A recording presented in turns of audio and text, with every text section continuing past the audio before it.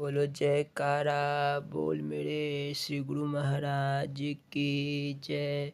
श्री नंगली निवासी भगवान की जय। श्री परमहंस दयाल जी महाराज की जय।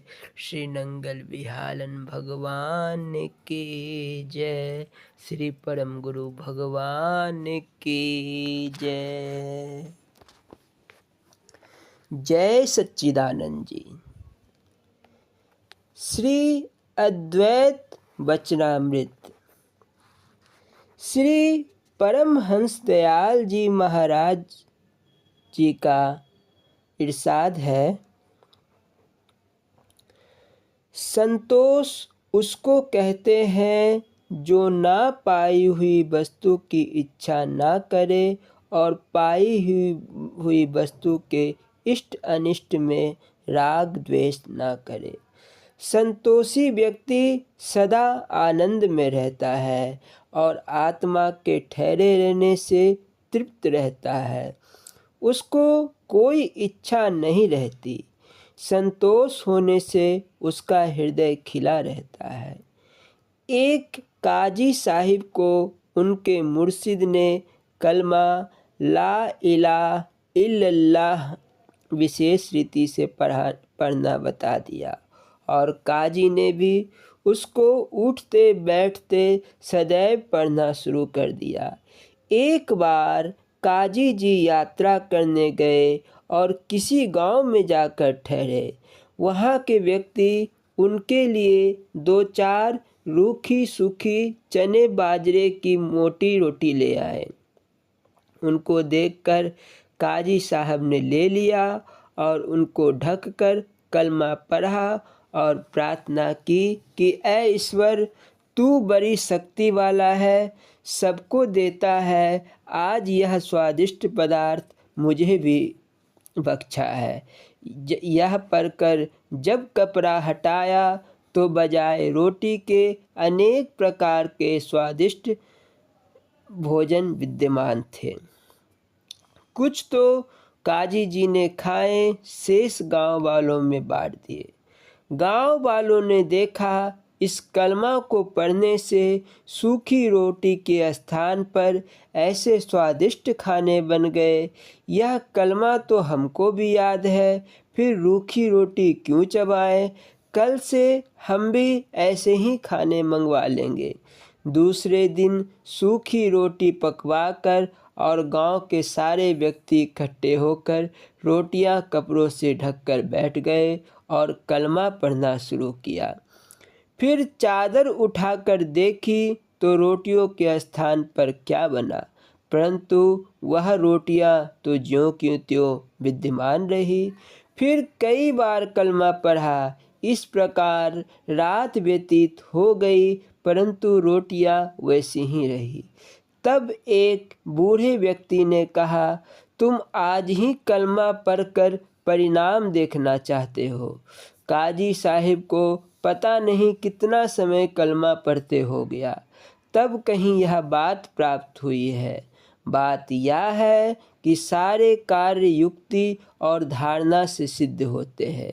योग, यज्ञ, जप, तप इत्यादि तो सब पुस्तकों में भी लिखा है और पढ़ लिख कर हजारों व्यक्ति उसको जानते भी हैं, परंतु ज्ञान न पुस्तकों से देखकर हो सकता है और ना बिना किए उसका कुछ फल मिल सकता है। बोलो जयकारा बोल मेरे श्री गुरु महाराज की जय। ओम। श्री स्वरूप दर्शन पाठ टेरी में बोलो जयकारा बोल मेरे श्री गुरु महाराज की जय। इस अध्याय को प्रारंभ करने के पूर्व यह दास श्री नंगली निवासी भगवान के चरण कमलों में दंडवत प्रणाम करता है। बोलो जयकारा बोल मेरे श्री गुरु महाराज की जय। ध्यान मूलम गुरुर्मूर्ति, पूजा मूलम गुरुपदम, मंत्र मूलम गुरुवाक्यम, मोक्ष मूलम गुरु कृपा। गुरु जी को कीजिए दंडवत, कोटि कोटि प्रणाम। कीट न जाने भृंग को, गुरु कर ले आप समान। त्वमेव माता च पिता त्वमेव, त्वमेव बंधु च सखा त्वमेव। त्वमेव विद्या द्रविणं त्वमेव, त्वमेव सर्वं मम देव देव। हरि ओम।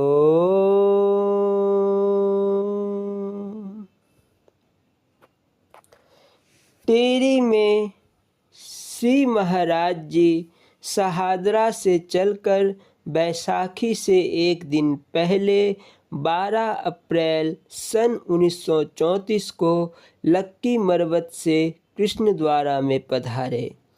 यह दास श्री स्वामी निजात्मानंद जी, स्वामी गुरु दर्शनानंद जी और कई महात्माओं के साथ लक्की मरवत पहुंच गया। दूसरे दिन 13 अप्रैल को बैसाखी का त्यौहार सर्व संगत ने बड़े प्रेम से मनाया। श्री महाराज जी के शरीर की पवित्र जन्मभूमि टेरी की संगत भी श्री दर्शनों के लिए लक्की मरवत आई। लगभग 2 महीने लक्की मरवत के प्रेमियों को दर्शन देकर महाप्रभु टेरी के संगत की प्रेम प्रार्थना पर टेरी पधारे। श्री महाराज जी को टेरी में लाने के लिए दीवान भगवान दास जी और दीवान योगराज जी तथा अन्य कई प्रमुख भक्त लक्की मरवत आए थे। जब सतगुरुदेव जी टेरी के समीप पहुँचे तो नगर से 4 मील आगे स्वागत निमित्त काफ़ी संख्या में टेरी निवासी सत्संगी पुरुष और माताएं एक सुंदर पालकी सजाकर खड़े थे। अपना प्रेम पूरा करने के लिए उन प्रेमियों ने श्री महाराज जी को पालकी में विराजमान किया। उस समय हृदय सम्राट के पालकी में विराजमान होने से ऐसा प्रतीत होता था कि देवतागण अपने परम पुरुष को अपने कंधों पर उठाए फिरते हैं। सभी नर नारी, बच्चे, बूढ़े हृदय सम्राट श्री सतगुरुदेव जी भगवान के दर्शन पाकर अपने घरों की सुधि विसार चुके थे। जब वह शोभा यात्रा थोड़ी दूर गई तो वहाँ के कुछ मुसलमान पठान भी बड़ी श्रद्धा भावना से श्री महाराज जी के दर्शन करने के लिए आए। श्री सतगुरुदेव जी के शुभ दर्शन पाकर वे खुशी से नाचने लगे और बोले, यह तो हमारे पैगंबर औलिया है।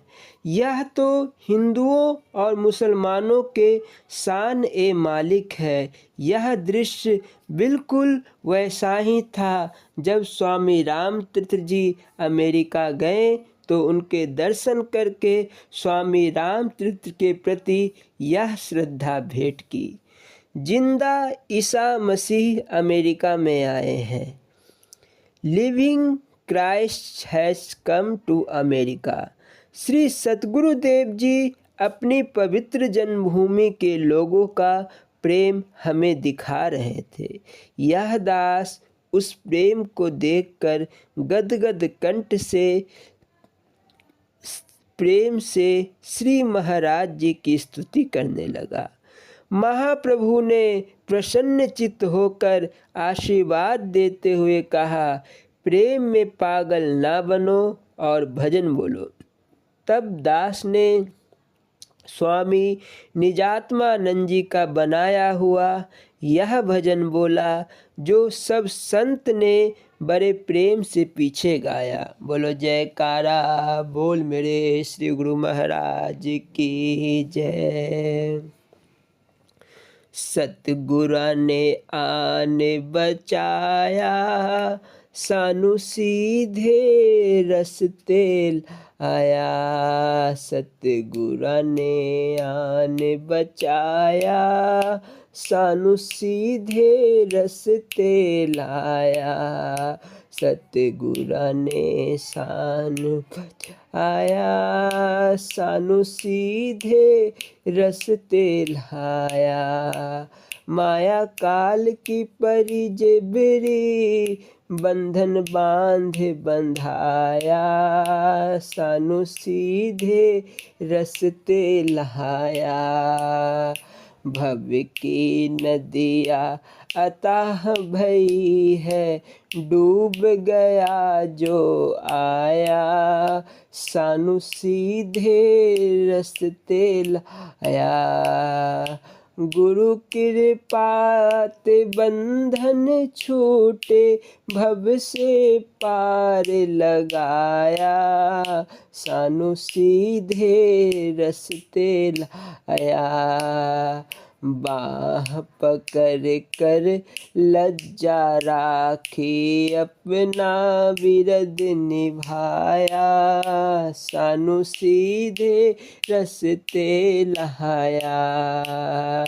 गुरु चरणन पर बारी निजातम, 84 हान छुड़ाया। सानू सीधे रस्ते लाया। सतगुरु ने आन बचाया, सानू सीधे रस्ते लाया। बोलो जयकारा बोल मेरे श्री गुरु महाराज की जय। इस प्रकार अनेक प्रकार के भजन बोलते हुए प्रेमी जन श्री महाराज जी को ले जा रहे थे। जब गुरुदेव जी की पालकी टेरी नगर के सीमा में पहुंची तो एक डोम मुरासी एक लोहे के बर्तन में थर्मल एक प्रकार की जड़ी बूटी सुलगाकर श्री महाराज जी के पालकी के सामने ले आया। जब दास ने यह दृश्य देखा तो मन में बहुत दुख हुआ कि आगे आग लेकर चलना बुरा शगुन होता है, परंतु दास उसे रोक भी ना सका। इतने में एक महात्मा जी से दास ने पूछा, इस डोम ने तो अच्छा नहीं किया। यह महात्मा हंसकर बोले, इसने बहुत अच्छा किया है, यह शुभ शगुन है। इसने एक सर्व संगति की ओर से प्रेम भावना को प्रदर्शित करते हुए यह थर्मल इसलिए सुलगाए हैं कि श्री महाराज जी का इस समय बहुत ही सुंदर स्वरूप है। ऐसा ना हो कि कहीं उन्हें किसी की नज़र लग जाए। इस प्रकार दास के मन का भ्रम दूर हुआ। श्री महाराज जी ने अपने प्रेमी सेवक दीवान भगवान दास जी के घर पधारना था। मार्ग में भक्त अमीर चंद जी का घर आता था। वहीं पर श्री परमहंस दयाल जी की महासमाधि थी। जब महाप्रभु वहाँ से गुजरे तो उन्होंने भक्ति भावना श्रद्धा पूर्वक अपने हृदय सम्राट श्री परमहंस दयाल जी की पुण्य समाधि को प्रणाम किया। इस प्रकार श्री सतगुरुदेव जी दीवान भगवान दास जी के घर में उनके चौबारे में पर आकर विराजमान हो गए। उस समय श्री महाराज जी ने दीवान भगवान दास से कहा कि आप भक्त अमीर चंद जी से कहो कि आप 1,00,000 2,00,000 चाहे कितना भी रुपया ले ले, परंतु श्री परमहंस दयाल जी की समाधि हमें दे दे। मैं अपनी भावना पूर्ण करना चाहता हूँ। मैं अपने गुरुदेव स्वामी परमहंस दयाल जी महाराज जी की समाधि सोने की बनवाऊंगा और उस पर हीरे जवाहरात और लाल इत्यादि लगवाऊंगा। दीवान भगवान दास जी और उनके प्रेमी परिवार ने श्री महाराज जी की बहुत प्रेम पूर्वक सेवा की। दीवान जी के सुपुत्र दीवान राम स्वरूप जी, जो आजकल दिल्ली में प्रथम श्रेणी के न्यायाधीश हैं, ने भी सद्गुरु सेवा का पूरा लाभ उठाया। दीवान राम स्वरूप जी भी आजकल श्रद्धा भावना से गुरु दरबार की सेवा कर रहे हैं। यहाँ प्रतिदिन श्री महाराज जी सत्संग की अमृत वर्षा करने लगे। एक दिन बैरागानंद जी, स्वामी सतगुरु सेवानंद जी, स्वामी गुरु दर्शनानंद जी और दास ने परामर्श किया कि महाप्रभु के पवित्र वचनों को लिखा जाए। जिस समय श्री महाराज जी अपने पवित्र प्रवचन देना आरंभ करें तो आप उसे लिखने लग जाना। अब यह काम जरूर होना चाहिए। बड़े दुख की बात है कि हम मंदमती पहले यह उत्तम कार्य ना कर सके। गुरुदेव के अनमोल वचन तो सर्व संसार के लिए कल्याणप्रद है। दास ने उसी दिन से यह सेवा करनी शुरू कर दी। अंतर्यामी श्री महाराज जी ने पहले ही दिन जान लिया और सत्संग करते करते ही दास की ओर देखकर पूछा, क्या कर रहे हो? कोई कविता अथवा भजन बना रहे हो? तब मैंने उठकर प्रार्थना की, प्राणेश्वर, यह तुच्छ दास आपके वचनामृत लिख रहा है। श्री महाराज जी बोले, अब सुधि आई है, पहले तो सब सो रहे थे। चलो, अच्छा हुआ कि अभी जाग आ गई। सदा याद रखो कि गुरु का वाक्य ही गुरु है। जिसको गुरु वाक्य ही भूल गया, वे अपने सेवक को सेवक कहलाने का अधिकार नहीं। हमारे वचनों का ध्यान से संबंध है। आप जब जब हमारे वचन याद करोगे, आपके ध्यान में उन्नति होगी। गुरु वचनों का ध्यान के साथ घनिष्ठ संबंध है। अब इस आत्मिक भोजन के भंडार भर लो, किंतु ध्यान रखना, कहीं इस विचार से हमारे वचन ना लिखना कि दूसरों को सुनाकर हम बड़े बनेंगे। पहले अपने मन को उपदेश सुनाया करो, फिर उसे व्यवहार में अर्थात उस पर निध्यासन अवस्था लाने की प्रयत्न करो। तत्पश्चात वे दूसरे को स्वयं ही पहुंच जाएंगे। हम आपकी इस बुद्धिमत्ता पर बहुत खुश हैं, जो आपने अपने हित और लोक उपकार के लिए यह कार्य आरंभ कर दिया है। पहले स्वयं गुरुमुख बनो और इन वचनों को हर समय हृदय में रखो। आपकी आँखों के मध्य मन मंदिर में यह मूर्ति विराजमान रहे। कानों में सदा यही आवाज़ गूंजे जैसे मैं अब बोल रहा हूँ। आपके सामने सदा यही दृश्य बना रहना चाहिए। यही गुरुमुख के लक्षण है और यही गुरु कृपा का प्रमाण है। यदि शिष्य ऐसा ना कर सके तो उसके पतन का भय होता है।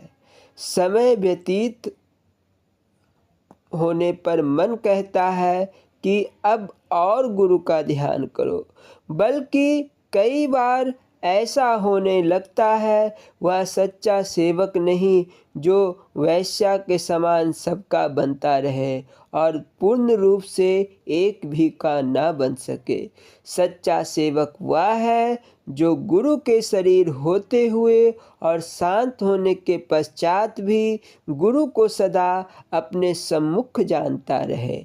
यदि सेवक का ऐसा विचार हो जाए कि गुरु अब तो मर गए अथवा चले गए, तो सेवक का आवागमन सदा बना रहेगा। जो गुरु को जन्म मरण के बंधन में फंसा मान बैठा है, वह स्वयं कैसे पार होगा? जब तक गुरु के पूर्ण ध्यान में ध्याता लीन नहीं होगा, तब तक मनुष्य रूप में जानकर उसकी वृत्ति ऐसी ही रहेगी, तो वह वास्तविकता को नहीं जान सकेगा। हम आपके इस प्रेम पर बहुत खुश हैं। हमारा सत्संग विचार लिखते चलो, बीच में अपनी मनमानी ना करना, अर्थात अपनी बुद्धि से कोई निर्णय ना देना। जो बात समझ में ना आए उसे फिर समझ कर लिखना। हमारे सत्संग लिखने से तो कभी समाप्त ना होंगे, परंतु फिर भी अपना प्रेम पूरा कर लो। हमारी आज्ञा है, भविष्य में यह बहुत काम आएंगे। टेरी में दादा गुरुदेव श्री परमहंस दयाल जी महाराज काफ़ी समय विराजमान रहे थे, इसीलिए वहाँ उनके शिष्य काफ़ी संख्या में थे। उनमें से कई शिष्यों को यह अभी तक ना विश्वास हुआ था कि श्री परमहंस दयाल जी श्री महाराज जी को वास्तव में अपना स्वरूप बना गए हैं। टेरी के नवाब के दीवान मंत्री दामोदर दास जी के मन में यह भ्रम रहा कि हम तो श्री परमहंस दयाल जी के शिष्य हैं। उन्हें अभी तक यह विश्वास नहीं आया था कि दादा गुरुदेव वास्तव में ही श्री महाराज जी को अपना रूप बना गए हैं। अब जब श्री महाराज जी वहाँ पधारे तो दीवान दामोदर दास जी ने साधारण रूप से सिर झुकाकर उन्हें प्रणाम किया। अभी उनके मन में यह शंका थी कि हम इनके शिष्य नहीं हैं, फिर इन्हें प्रणाम क्यों करें। अब श्री परमहंस दयाल जी की अनुपम लीला देखिए। उसी रात को दीवान दामोदर दास जी को स्वप्न में श्री परमहंस दयाल जी के पावन दर्शन हुए और दादा गुरुदेव जी ने उन्हें आज्ञा दी, हमारे शिष्य को यदि हमारा ही रूप ना मानोगे तो हम आप पर क्रोधित होंगे। यदि अब भी हमारे वचनों पर विश्वास ना आया तो इधर देखो। जब दीवान साहिब ने ऊपर देखा तो उन्हें श्री परमहंस दयाल जी के बजाय श्री महाराज जी दिखाई दिए। तब तो वह बहुत व्याकुल और भयभीत भी हो गए। तत्काल स्वप्न में उन्होंने श्री चरण कमलों में प्रणाम किया और अपने अपराध की क्षमा मांगी। अब उन्हें निश्चय हो गया कि श्री परमहंस दयाल जी और श्री महाराज जी में कोई भेद नहीं। दूसरे दिन प्रातः दीवान दामोदर दास जी के दर्शन करने आए और सर्व संगत में श्री चरण कमलों में दंडवत प्रणाम करके स्वप्न की सारी वार्ता कह सुनाई। महाप्रभु ने दीवान साहिब को आशीर्वाद देकर बैठा दिया। यह प्रेम प्रसंग सुनकर सर्व संगत बहुत आनंदित हुई, परंतु श्री महाराज जी अपना यश सुनना नहीं चाहते थे। इसीलिए आपने सत्संग रूप में बात को बदल दिया। संतों के स्वभाव का वर्णन करते हुए श्री रामचरितमानस में गोसाई तुलसीदास जी कहते हैं, उमा संत की यही बड़ाई, मंद करत ते करहि भलाई, निज गुण श्रवण सुनत सकुचाए, पर गुण सुनत अति हर्षाए। उन्हीं दिनों टेरी के नवाब ने श्री महाराज जी को यह प्रार्थना पत्र भेजा कि हुजूर आप मेरे वजीर दीवान दामोदर दास जी को साधु ना बनाए, क्योंकि इनसे मुझे प्रबंध कार्य में बहुत सहायता मिलती रही है।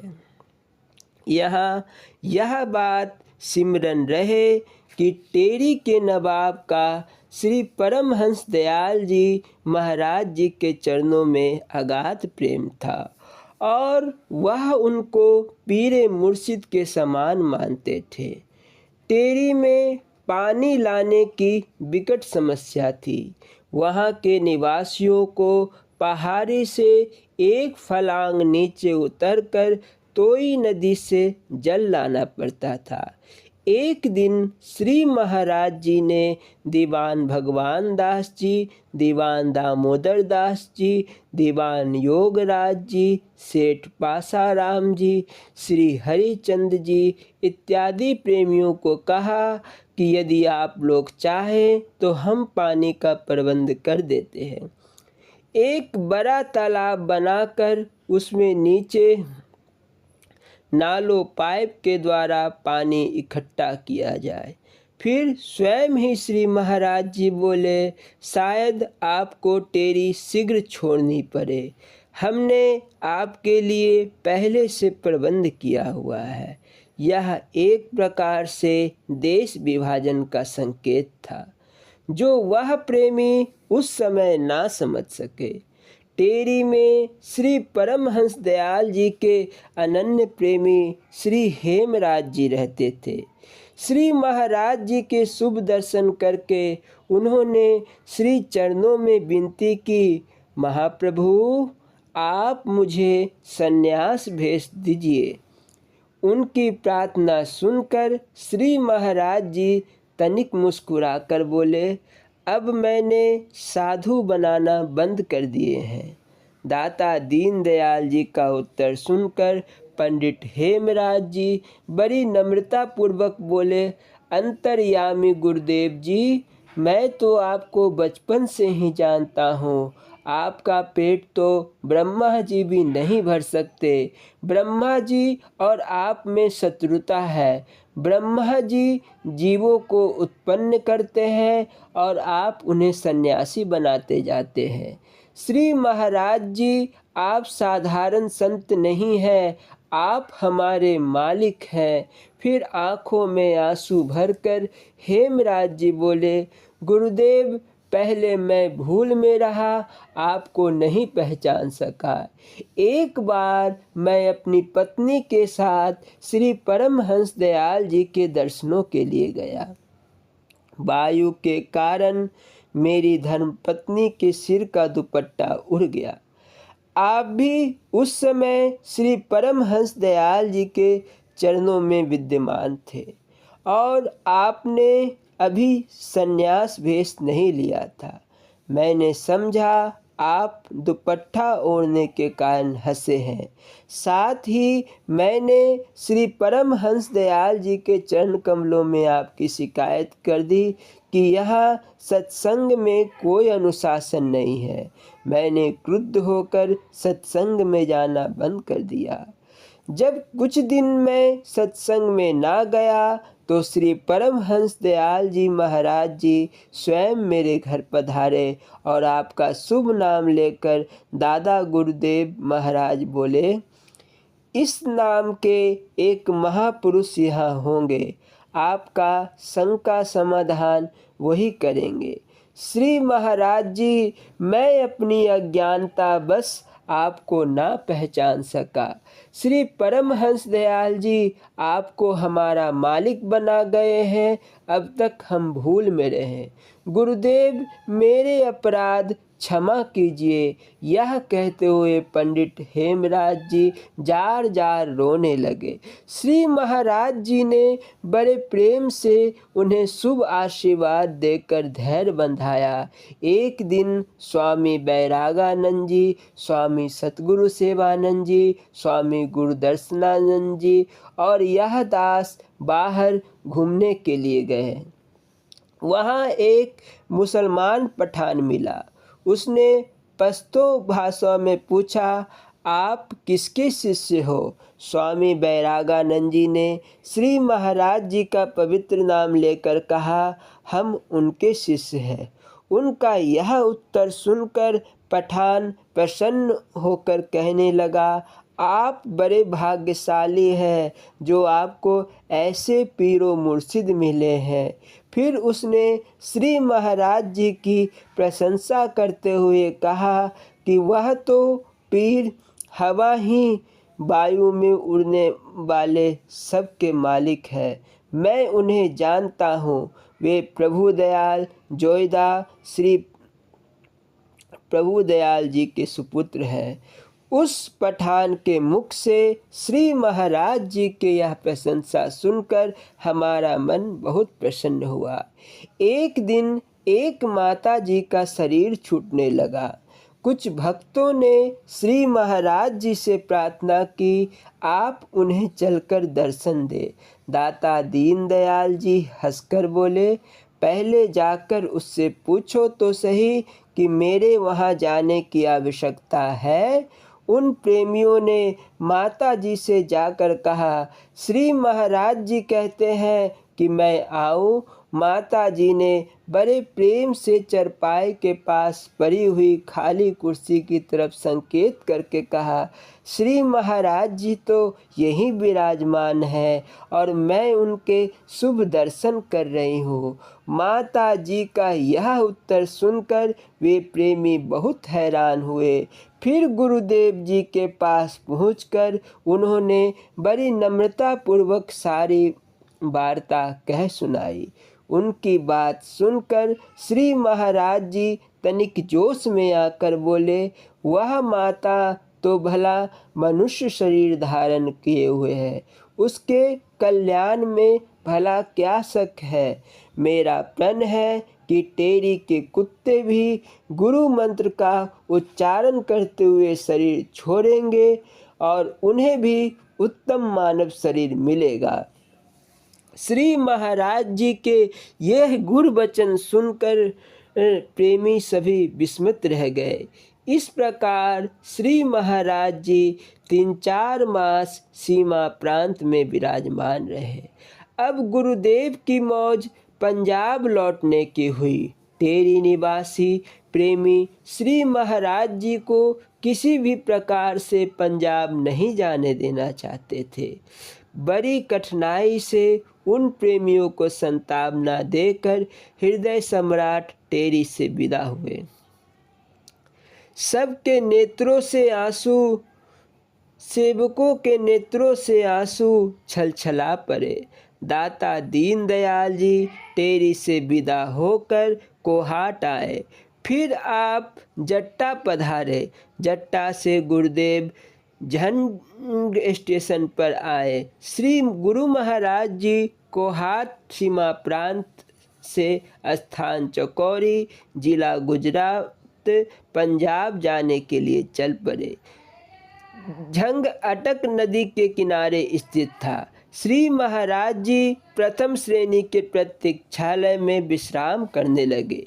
इतने में महाप्रभु ने अपनी मौज बस इस दास को आज्ञा दी, हमें भोजन कराओ।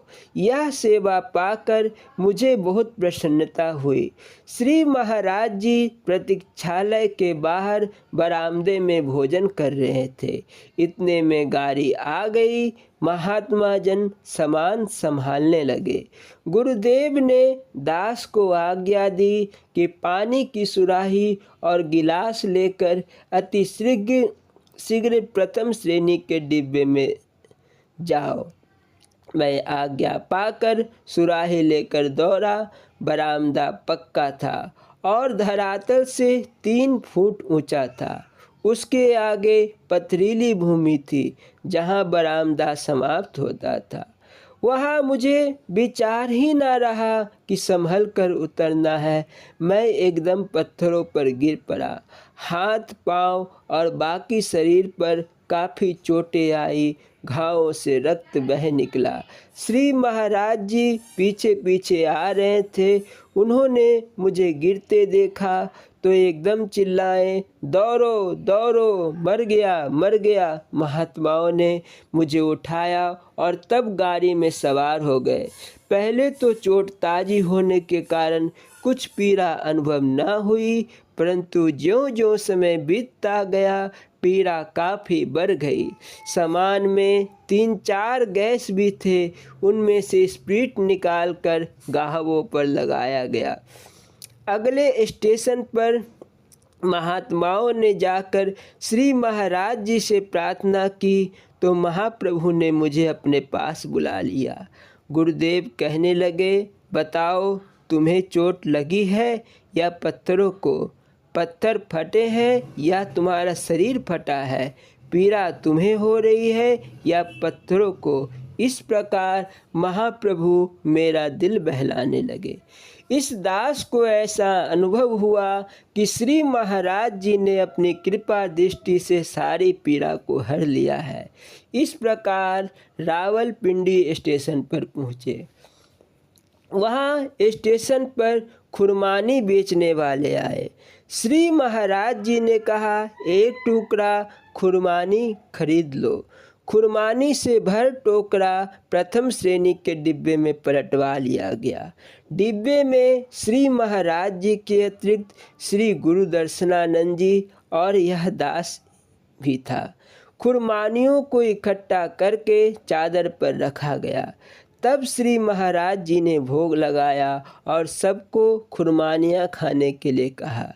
इस प्रकार यह लीला करते हुए गुरुदेव लाला मूसा स्टेशन पर पहुँचे। लाला मूसा स्टेशन में श्री महाराज जी प्रथम श्रेणी के प्रतीक्षालय में विराजमान हो गए। वहाँ से आगे जाने का कार्यक्रम अभी बन रहा था कि ग्वालियर की ओर जाए अथवा चौकोरी स्थान पर जाए। वहाँ से गाड़ी शाम को जाती थी। प्रतीक्षालय में हाथ से खींचने वाला छत का पंखा लगा हुआ था। गर्मी बहुत अधिक थी। स्टेशन से 2 कुलियों को पंखा खींचने के लिए बुलाया गया। कुछ समय तक उन्होंने सेवा की, फिर उन्हें 5 रुपए और प्रसाद देकर विदा कर दिया। यह दास उस समय श्री महाराज जी की चरण सेवा कर रहा था। कुलियों के हो जाने के पश्चात यह सेवा दास को दी गई। काफ़ी समय तक मैं बड़े प्रेम पूर्वक से उस सेवा में संलग्न रहा। तब गुरुदेव ने इस दास को कहा, कुलिये ने तो 5 रुपए लेकर सेवा की है, अब बताओ तुम्हें क्या दिया जाए। इस दास ने उस समय श्री गुरु महाराज जी के चरण पकड़े हुए थे। उसी अवस्था में दास ने विनती की, महाराज जी मुझे केवल इन्हीं चरणों की आवश्यकता है। महाप्रभु बोले, प्रेमी तुमने सेवा की है, इसका फल तुम्हें अवश्य मिलना चाहिए। कुलियों ने यदि 5 रुपए लिए हैं तो 10 ले लो, चरण लेकर क्या करोगे। मैंने प्रार्थना की, श्री महाराज जी मैं इन चरणों का दास हूँ, इन चरणों के अतिरिक्त मुझे कुछ नहीं चाहिए। दाता दीनदयाल जी फिर अपनी मौजवश बोले, मैं इतना भोला नहीं जो इस सेवा के बदले अपने चरण दे दूँ। फिर श्री महाराज जी ने स्वामी अजुनियानंद जी से कहा, लाओ इसे 100 रुपए दे दो। दास ने रुपए लेने से इनकार कर दिया। महाराज जी ने कहा, अच्छा 1000 रुपये ले लो। मैंने अपने नेत्रों में आंसू भरकर प्रार्थना की, श्री महाराज जी मुझे तो केवल यही चरण चाहिए। यदि धन संपत्ति की इच्छा होती तो संसार का त्याग क्यों करता। इस दास की विनती सुनकर श्री महाराज जी ने अत्यंत कृपा करते हुए कहा, सार शब्दानंद, जब आपने तन मन और धन दे दिया तो फिर चरण तो आपके उसी दिन से हो गए। वास्तव में सेवक को यही मांगना चाहिए। यहाँ पर स्वामी गुरु दर्शनानंद जी ने गुरुदेव को चौकोरी आश्रम में पधारने की प्रार्थना की, परंतु श्री महाराज जी की मौज शिमला जाने की हुई। लाला मूसा से श्री महाराज जी और अजुनियानंद जी और कुछ महात्माओं के साथ शिमला पधारे। यहाँ कुछ दिन विश्राम करके दाता दीनदयाल जी भकरेवाली आश्रम में आ गए। भकरेवाली में प्रेमी संगत को कुछ दिन अपने शुभ दर्शन देकर श्री सतगुरुदेव जी चौकोरी आश्रम में लौट आए। एक बार श्री महाराज जी ने इस दास को सेवा निमित्त चकौरी चिन्नौट जिला झंग भेजा। गुरुदेव की आज्ञा अनुसार मैं चिन्नौट से जहांगीर गांव गया। यह गांव लायलपुर से 11 मील दूर था और कच्ची सड़क एक वहां तक जाती थी। मेरे पास काफ़ी सेवा थी। जहांगीर गांव से प्रातः जलपान करके मैं लायलपुर से जाने के लिए तांगे पर सवार हुआ। तांगे में 3-4 और सवारियां भी थी। अभी थोड़ी ही दूर गए थे कि मुझे ऐसा प्रतीत होने लगा कि मेरी आंखों की ज्योति धीरे धीरे मंद हो रही है। मेरे नेत्रों के आगे अंधेरा छाने लगी। मैंने समझा कि यह कोई साधारण धुंध अथवा जाला सा होगा। इसीलिए मैंने कई बार आंखें मली, परंतु अंधकार बढ़ने लगा। थोड़ी देर के पश्चात आंखों की ज्योति बिल्कुल बंद हो गई। मैंने श्री गुरु महाराज जी के चरण कमलों में प्रार्थना की, दाताजी यह क्या लीला है, मुझे इस प्रकार ज्योति विहीन कर दिया। मन में थोड़ा भय था कि मेरे पास सेवा का धन है, कहीं ऐसा न हो यह सावरिया उसे छीन ले। अब मैंने उस तांगे वाले से पूछा, भाई लायलपुर कितनी दूर है? उसने कहा अभी 4 मील है। दास ने मन ही मन में श्री चरणों में पुनः प्रार्थना की, महाप्रभु आप तो दयालु है, दिव्य दृष्टि प्रदान करने वाले हैं, किंतु आपने तो मेरी बाह्य दृष्टि भी छीन ली। मुझसे क्या अपराध हुआ जो मुझे यह दंड मिल रहा है? मैंने मन में सोचा कि श्री महाराज जी ने तो केवल चिन्नौट जाने की आज्ञा दी थी, परंतु तुम तो एक और गांव गोकुलबाल अपने संबंधियों के पास 1-2 दिन बिना आज्ञा के रहे हो न हो यह उसी अपराध का दंड है। कई बार आंखें खोली परंतु कुछ दिखाई ना दिया। परंतु इस भेद को साथ वाले व्यक्तियों ने ना जाना। तब तांगे वाले से मैंने कहा, मुझे घंटा घर उतार देना। तांगे वाले ने उतार दिया। तांगा कचहरी बाजार के अड्डे पर खड़ा था। मैंने सोचा कि अड्डे से भक्त गुरुदयाल जी का घर 1 मील दूर है, वहाँ तक कैसे पहुँचूँगा। मन ही मन में श्री इष्ट देव के चरणों में विनती की, प्रार्थना की, हे गुरुदेव अपने दास की रक्षा करो, उसे ज्योति प्रदान करो। दास की विनती स्वीकार हुई। मुझे थोड़ा थोड़ा दिखाई देना आरंभ हो गया। तांगा अड्डे तक पहुंचने पर श्री महाराज जी ने ज्योति लौटा दी। मैंने महाप्रभु का लाख लाख बार धन्यवाद किया। दास ने यह घटना कई डॉक्टरों को भी सुनाई तो उन्होंने कहा, हो सकता है रक्त प्रवाह में कोई बाधा आ जाने के कारण ज्योति बंद हो गई। बोलो जयकारा बोल मेरे श्री गुरु महाराज की जय। अगला अध्याय सिंध में का श्रवण एवं मनन करेंगे। बोलो जयकारा बोल मेरे श्री गुरु महाराज की जय। स्वामी हीरानंदपुरी जी महाराज जी की लीला संस्मरण एवं अमृत प्रवचन। बोलो जयकारा बोल मेरे श्री गुरु महाराज की जय। बारिश रुक गई। भक्त श्यामलाल गुप्ता जी फरमाते हैं, मैं व्यास पूजा के अवसर पर नंगल बिहालन आश्रम पहुंचा हुआ था। उत्सव समाप्त होने पर जिस दिन सुबह मुझे वापस जाना था, उस दिन आसमान में घने बादल छाए हुए थे। जोर की बारिश भी हो रही थी। मुझे नंगल आश्रम से दुसहा तक जाना था। यह 8 मील का रास्ता बिल्कुल कच्चा था और बीच में बरसाती नदी भी पड़ती थी। दसुहा से ही मुझे गाड़ी मिलनी थी, ऐसी घनघोर वृष्टि में उस कच्चे रास्ते को कैसे पार कर सकूँगा। मैं इसी उधेड़ बूंद में आश्रम के किनारे खड़ा था। उन दिनों नंगल महाराज जी नीचे कमरे में ही रहते थे।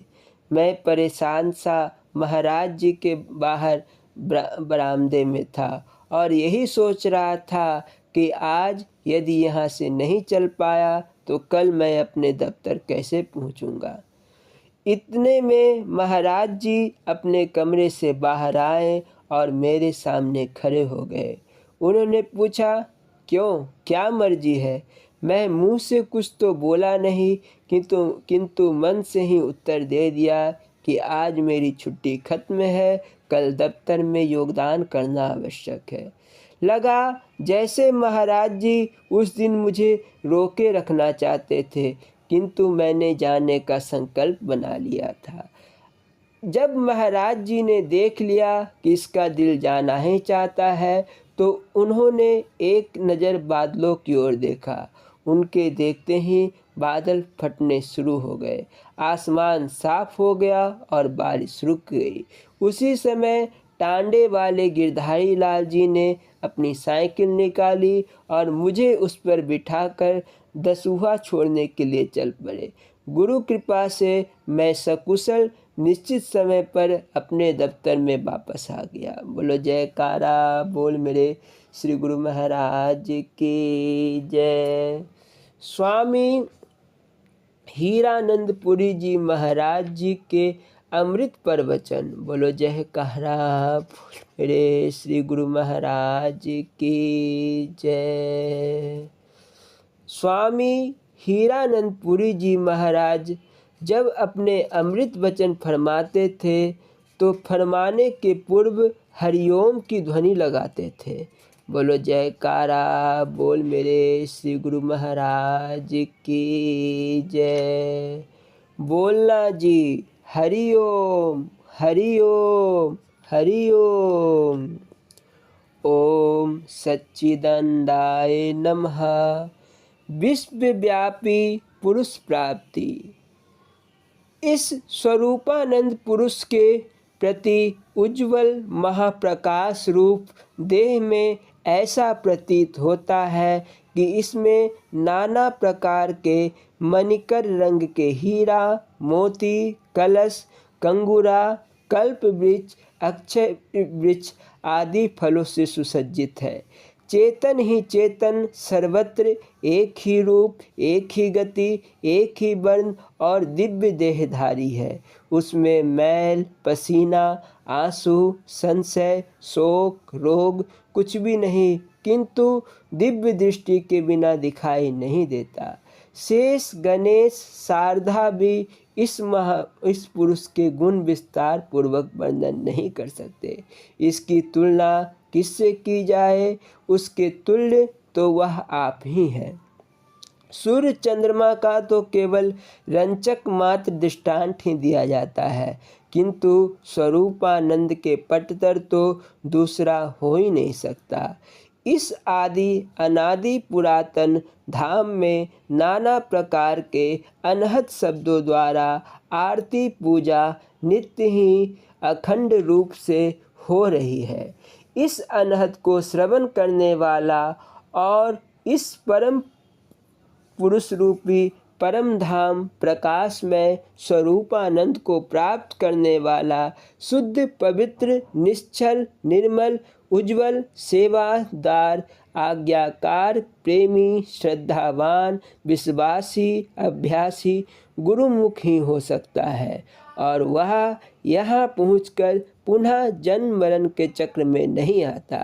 ऐसा अभ्यासी अपने साधन मार्ग को समाप्त कर निज घर में लीन हो जाता है।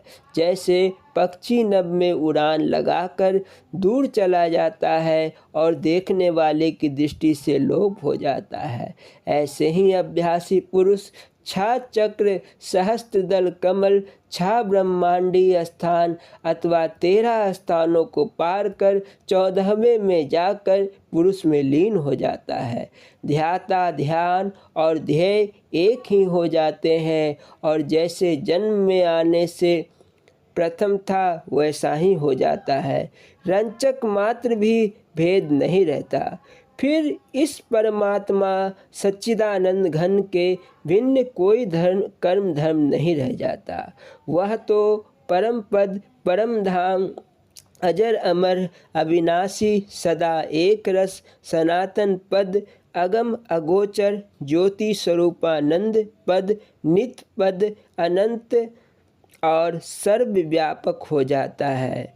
जैसे श्रुति माता ने वर्णन किया है कि यथा नधा शयन्दमाना समुद्रस्थं गच्छन्ति नाम रूपे विहाया, तथा विद्यानामा रूपादि मुक्ता परात् परम पुरुषा मुपैति दिव्यम। अर्थ, जैसे समस्त नदियाँ समुद्र में मिलकर अपने नाम रूप का त्याग कर समुद्र रूप ही हो जाती है, वैसे ही वे ज्ञानी जिन्होंने अपने पर पूरा अनुशासन कर मन को पवित्र करके सत्य का दर्शन कर लिया है, वे विश्वव्यापी पुरुष के साथ सायुज्य प्राप्त करते हैं और परमात्मा में प्रवेश कर विलीन हो जाते हैं। बोलो जयकारा बोल मेरे श्री गुरु महाराज की जय। ओम शांति शांति शांति।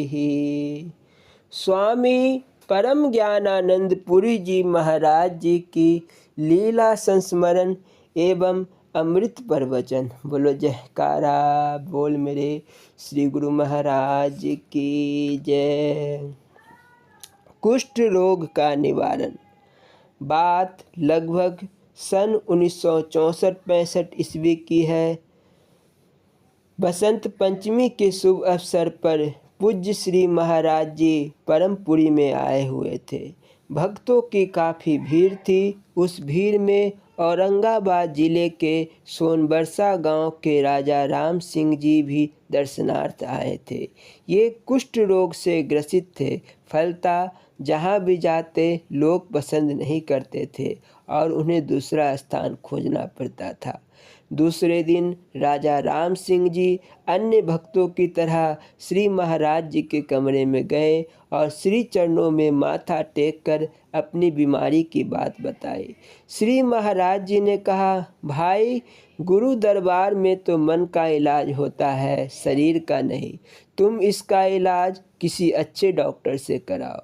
इसके बाद उन्होंने नाम उपदेश प्राप्त किया। फिर घर नहीं जाकर कुछ दिनों तक आश्रम में ही रह गए। इनके मन में पूर्ण विश्वास था कि उनका यह रोग श्री गुरु महाराज जी की कृपा से ही ठीक होगा। आश्रम में ये सबसे अलग रहते थे और पूजा समाप्ति के बाद चरणामृत और प्रसाद ग्रहण करते थे। कुछ ही दिनों के पश्चात इनके शरीर में आश्चर्यजनक परिवर्तन होने लगा और धीरे धीरे वे कुष्ठ रोग से मुक्त हो गए। बोलो जयकारा बोल मेरे श्री गुरु महाराज की जय। यह प्रवचन स्वामी परम ज्ञानानंद पुरी जी महाराज द्वारा परमपुरी में दिनांक 25/4/74 को दिया गया था। इस प्रवचन को प्रारंभ करने के पूर्व यह दास स्वामी परम ज्ञानानंद पुरी जी महाराज जी के चरण कमलों में दंडवत प्रणाम करता है।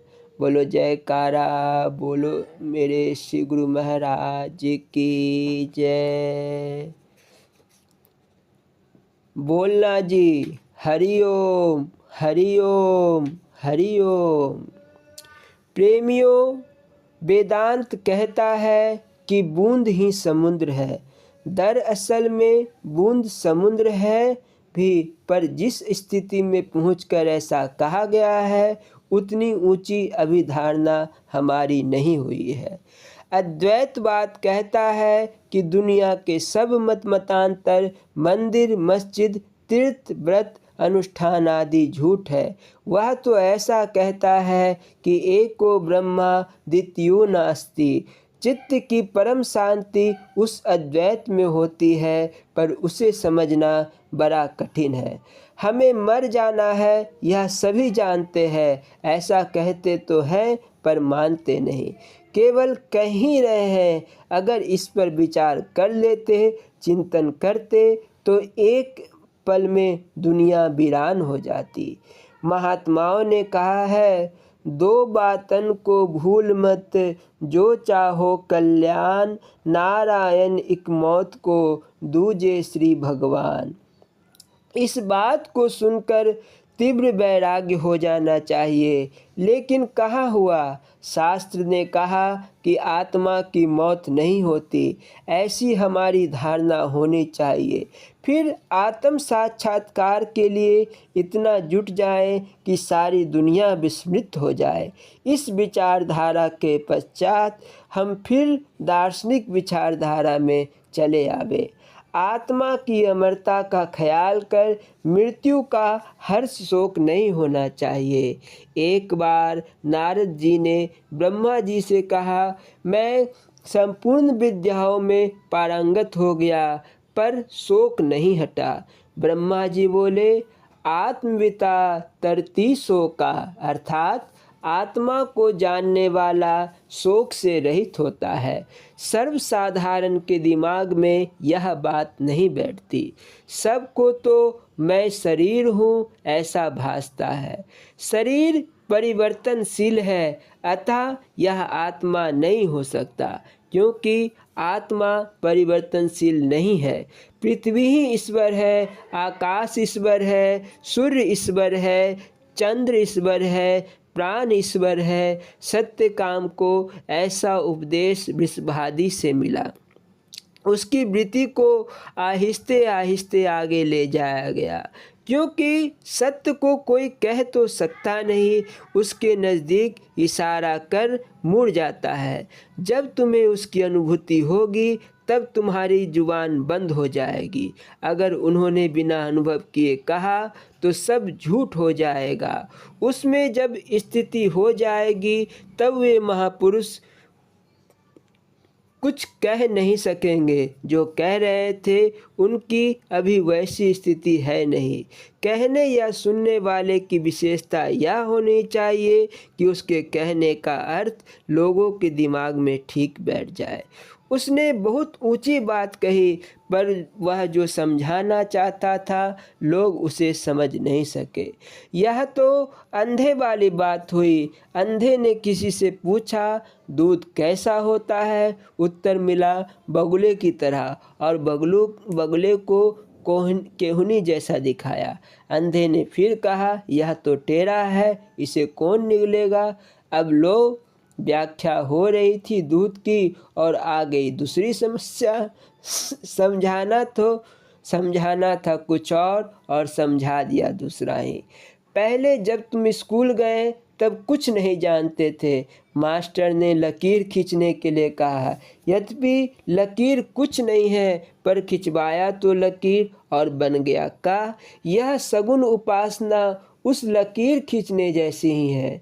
दुनिया के लोग समझते हैं कि ईश्वर बहुत दूर रहता है। लोगों ने कल्पनाएं की कि वह गोलोक, साकेत अथवा आकाश में रहता है। ये सब उपदेश झूठे हैं। जब तुम सत्य तत्व में स्थित हो जाओगे, तब सब मत मजहब झूठे हो जाएंगे। हमको एक आदमी ने बतलाया कि वह कलकत्ता है। कलकत्ता पहुंचने तक उसकी बात ठीक है, फिर पहुंचने के बाद उसकी कोई ज़रूरत नहीं। अव्वल दर्जे के बच्चे के लिए बाल पोथी ही सबसे बड़ी है। अगर एमए का विद्यार्थी कहे कि तुम्हारी किताब कुछ काम की नहीं, तो बच्चा उसे नहीं मानता।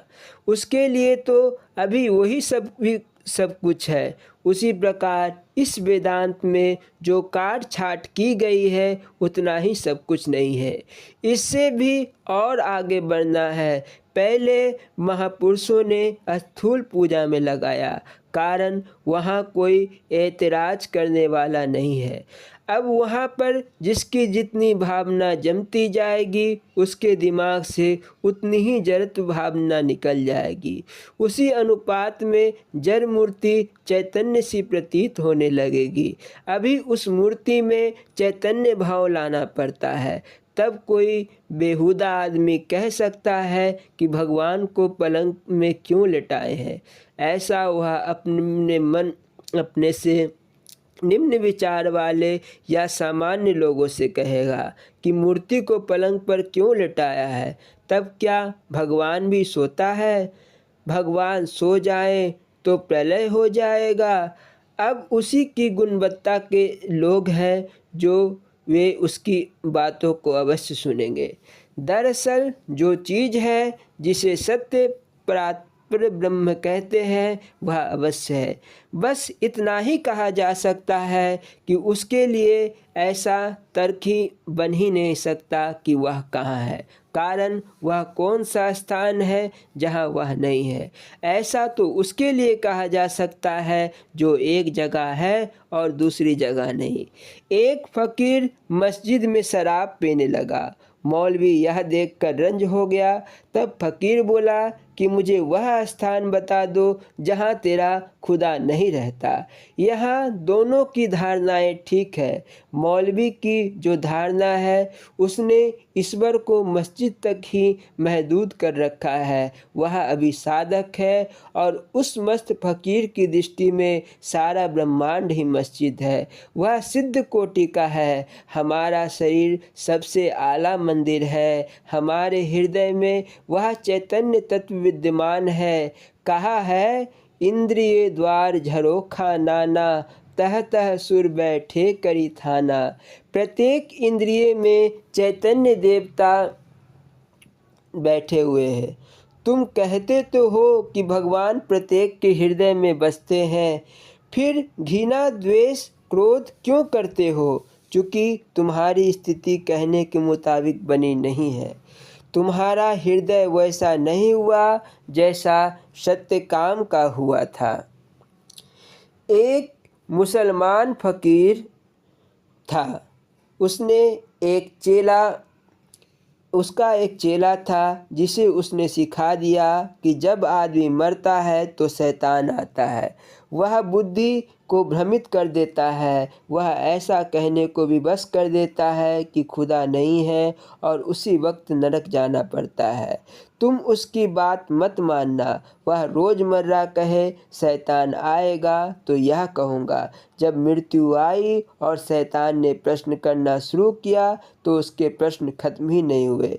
अब वह शिष्य हैरान। इतने में उसने अपने गुरु को याद किया। जैसे ही वृत्ति गुरु पर गई, वृत्ति का आकर्षण बन गया।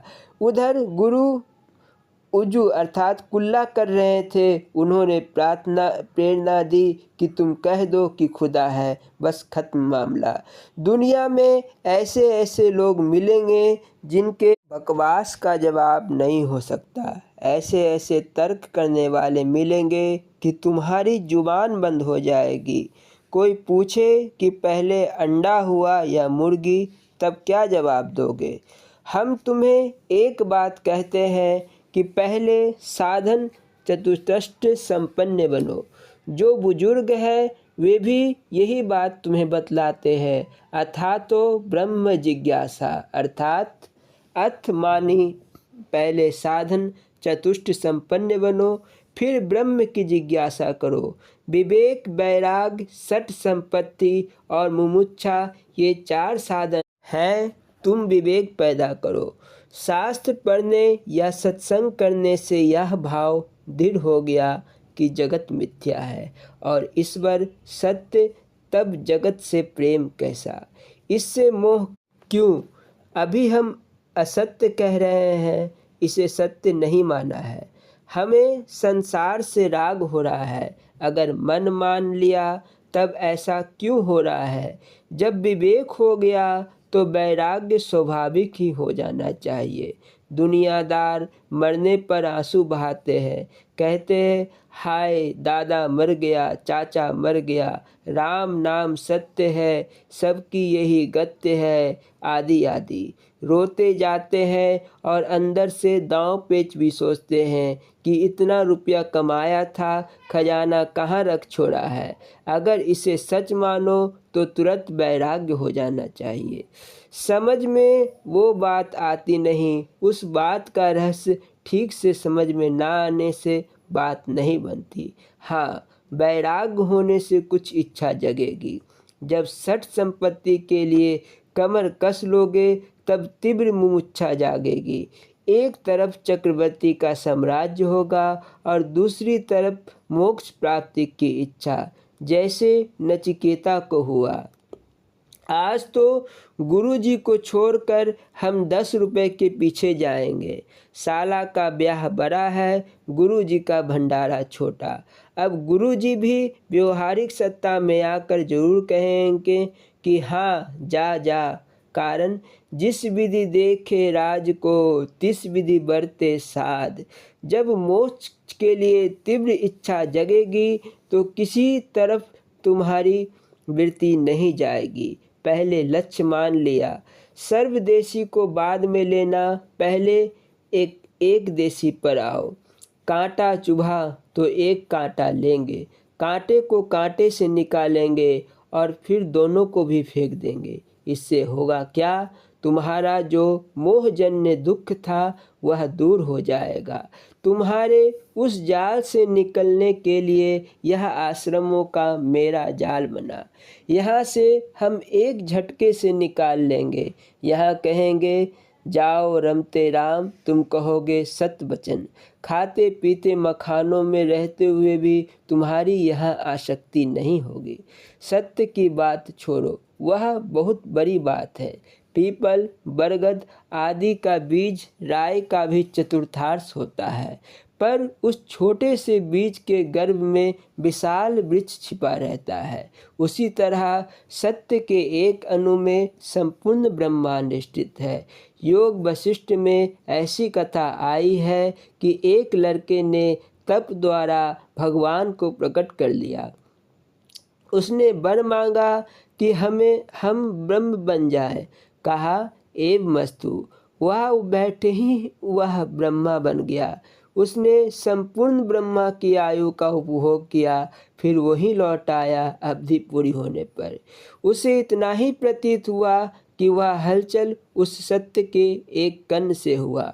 वह तो एक झोंका था, एक आया दूसरा गया। अब व्यवहारिक सत्ता में तो ऐसी बात नहीं हो सकती। लोग कहते हैं कि अमुक जगह दुर्घटना हुई और 100 आदमी मर गए। हम कहते हैं 10 लाख आदमी मर जाएं तो क्या बड़ी बात है। यहाँ वेदांत की भूमिका में पहुँचने पर व्यवहार का महत्व नगण्य हो जाता है, या यूँ कह लो भक्ति उपासना द्वारा व्यवहार का शोधन होने पर वेदांत में स्थिति स्वतः हो जाएगी। जय गुरु आशीर्वाद। बोलो जयकारा बोल मेरे श्री गुरु महाराज की जय। श्री नंगली निवासी भगवान की जय। श्री परमहंस दयाल जी महाराज की जय। श्री नंगल विहालन भगवान की जय। श्री परम गुरु भगवान की जय। बोलो जयकारा बोल मेरे श्री गुरु महाराज की जय। जय सच्चिदानंद जी।